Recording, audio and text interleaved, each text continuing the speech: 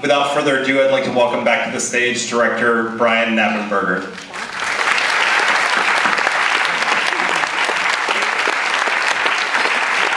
Thank you. So I just wanted to start by asking, you obviously took great care in telling this story and brought us this beautiful piece of work. What are your plans for releasing the film? Well, we're partnering with Participant Media, which is kind of the sort of big news, where they are going to partner on the distribution of the films, and we're going to release in the United States June 27th in theaters across the United States, and at the same time it's going to be day and date, and part of that sort of video on demand release is going to be a Creative Commons version of the film, which is in line with obviously Aaron's principles, and we thought it was really important. You were with us a couple years ago with We Are Legion. Why do you keep making these films about hackers? Why do I like hackers? That's a really good question. You know, I think that I'm drawn to. Well, first of all, hacking is a very broad term, right? And it encompasses lots of little sort of subcategories of activity that are often very different. But I think I'm drawn, generally speaking, to the hacking community because, or stories about them because. To some degree, I think they are engaged in a kind of relentless pursuit of the truth. You know, they seem to have a very low tolerance for nonsense and lies. They route around these kinds of walls of deception. And you know, we need the truth, right? Whether that's a scientific truth of the universe in the form of knowledge and research, the kind of thing Aaron was after, or whether that's the truth of our actual relationship with our government as opposed to the relationship we think we have with our government. A big piece of that puzzle we just didn't know until Edward Snowden came forward. You know, in either case, I think we're facing as a human species problems we've never faced before, and the only way to solve those problems is to come armed with the truth, unsullied by political power and unstained by corporate greed. It's the only way we make lives better for people. It's the only way we solve big problems like climate change. And ultimately, it's the only way we best determine how to govern ourselves. Hear, hear. Well, I'm going to open it up to the audience. We have these roaming mics, so if you have a question, just raise your hand and one of the people will come to you with a mic. Are there any questions?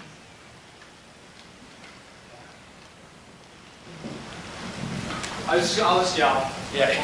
I was going to ask you, like, when I found out that Aaron Swartz died, I was kind of disbelief that it was a suicide. I thought it could have been a murder. I'm wondering, in your investigation, if you kind of investigated all the facts and did conclude that in fact it was a suicide. This audience member had some questions about whether Aaron's death was possibly a murder or not a suicide, and if you concluded that it was a suicide in your investigation. Yeah, I think that, you know, a lot of people heard, you know, Aaron's death was caused by the government. Even Aaron's dad said that. And you know, I get this on Twitter all the time. You know, was he killed by the government? And my response to that is I don't believe that. I don't believe that literally. But I do think that this 2-year legal nightmare that he went through was a big, enormous factor in the reason that he killed himself. I don't think it's a coincidence that he killed himself roughly, almost exactly to the day 2 years after his arrest. So literally no, but generally speaking, with this kind of legal kind of bullying, I think yes. I mean, I think it's a major factor.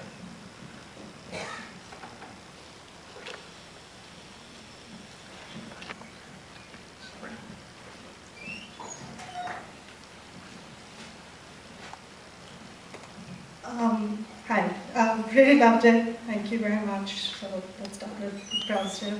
I had a quick question. I felt it was sort of thrown in there, and I'm a big, proponent of knowledge and all of it. So this is coming from an angle, but it sort of was thrown in right at the end that he suffered from depression, and that was not mentioned at any other point during the thing. So I guess could you comment a bit on that? Well, that's an interesting element of Aaron. I think that one of the things that Taryn says in the film is that she thinks that at some point in his early 20s, he may have suffered from something similar to what sort of the clinical definition of depression. In her time with him, which was, her entire time with him, she said she didn't see that. She doesn't believe that he suffered from that in any way. So it was clearly, he seemed to be a guy that carried the kind of weight of the world on his shoulders. And people go through far worse than Aaron went through and don't commit suicide. So there's clearly something there. But so it's a matter of kind of weighing what kind of role that played. And I think that's the conclusion I came to, is that at this point, stage in his life, that's not something he really suffered from on a day-to-day basis. Right here.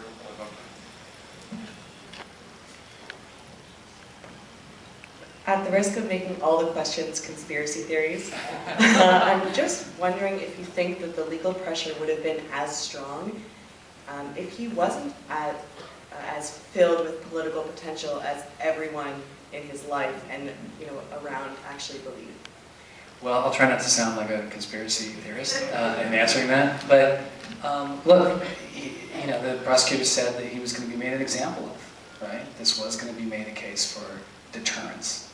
But what kind of behavior were they trying to deter? And I think it's interesting to look at other hacker cases kind of as an example in comparison.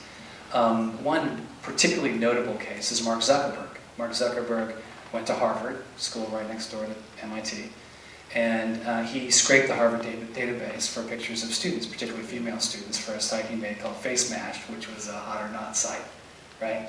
To scrape that data from a school database, he used a program very similar to the program, almost identical to the program that Aaron used to scrape the database from JSTOR. Mark Zuckerberg got 6-month probation, didn't even get kicked out of Harvard, and Aaron was facing really, really serious jail time. The prosecutors themselves put in that press release 35 years in prison and a $1 million fine. So what makes the difference there? I think it's an important question. What kind of behavior, what part of his behavior were they trying to deter?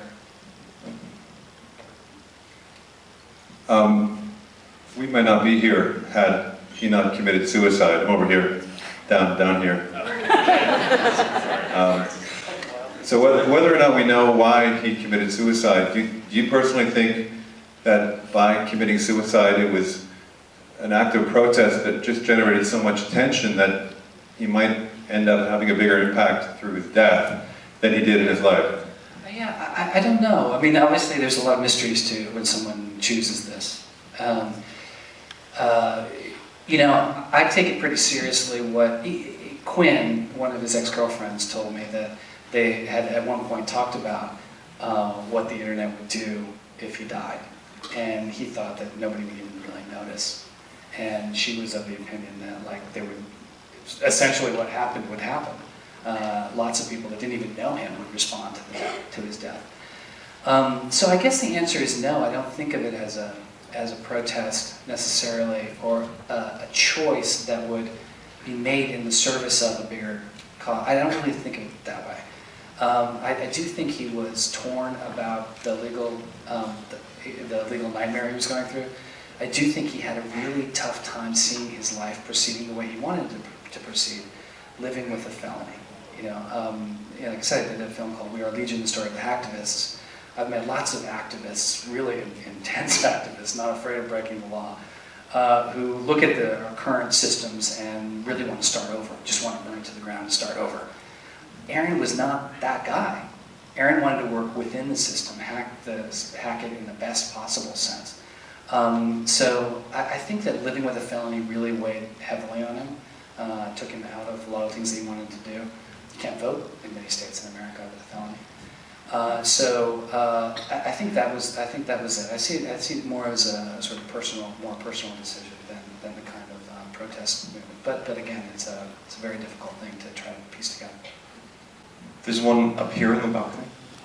Yeah, I just wanted to ask, so I thought it was interesting but not really addressed.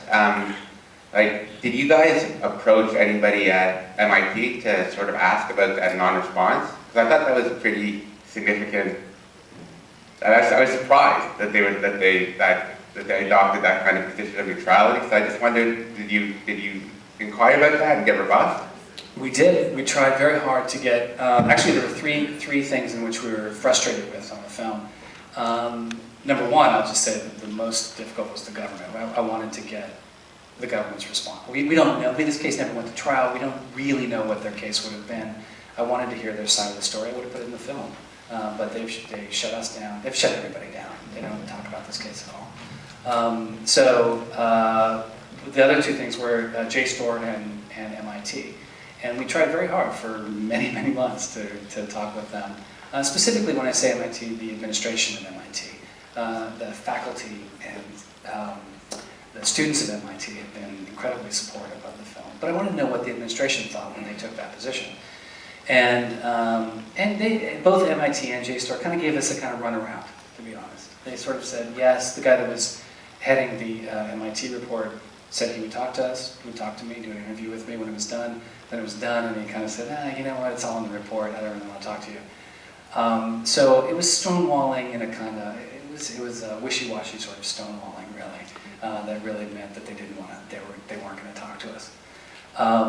JSTOR dropped all charges against Aaron, and ultimately MIT took a position of neutrality, and even though the basic, quote-unquote victim in the case dropped the charges, the government just kind of marched on. But I am doing a screening at MIT campus next week, so I hope to rile some people up. We have time for one more right here. Hi, first of all, I want to say thank you very much for making this film. I think it's really important that his story gets told, and I think you did a wonderful job. But I guess to end this off on another sort of conspiracy-laden question, when it became clear that you were making this film and obviously asking a lot of questions and talking to a lot of different people, did any of the powers that be shadowy or in the light, put any pressure on you to not make this film? Did you get any pushback? No. I mean, I got, people are uncomfortable that I'm making this film, but I didn't get any really direct thing. I think as an investigative journalist, you can't really worry about that stuff anyway. You have to just kind of proceed. I've been making films like this for a little while, so obviously I'm on some list somewhere. But, and I think as an investigative journalist, understanding the kind of things that we've learned from Edward Snowden, you have to be responsible to your sources, and you have to protect yourself in terms of encrypting your communications and things like that. I think any journalist in this modern age has to understand those things. But other than that, no, I didn't feel any particular direct pressure. All right, well, I want to thank Brian for Thank you very coming much. out.